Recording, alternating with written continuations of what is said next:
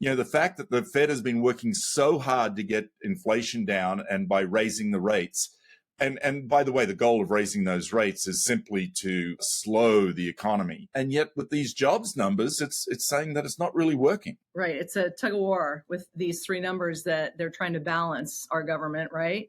To make sure that we don't go too fast. The CPI isn't raising the numbers too high, too fast. And by the way, back to the GDP, can we talk about that for a second, Bruce?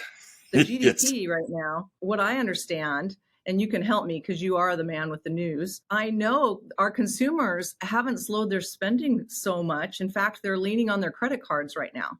Absolutely. And to me, I think there's going to be a wake-up call where they wake up one day and go, wait a minute, I've got how many thousands of dollars on my credit card and I can't pay them off this month? What's happening? As much as those headlines, right, have been grabbing a lot of attention of late, I think the real reason is that we're starting to see people get out of the business because it's getting harder, right? There's fewer transactions being done. The market has slowed down.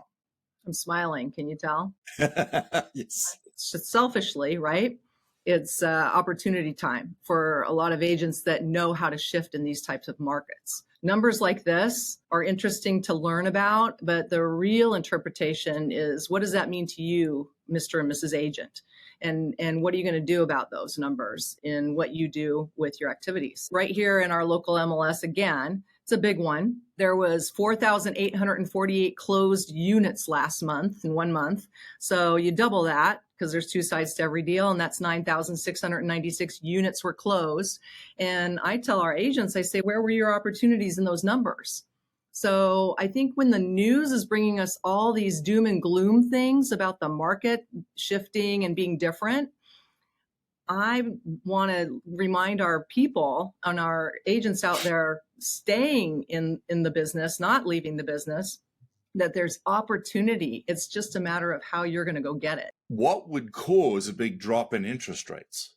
Why would the interest rates, mortgage rates, come down dramatically? Because the other numbers are indicating it that they need to, because they're trying to, again, play that tug of war game and balance things out in our economy. Yeah.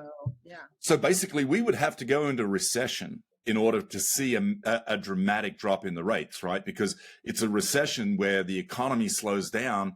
And oh, by the way, we try and stimulate that. How do we do that? We lower rates so people will get out and spend. So yeah, I think we've got to be careful.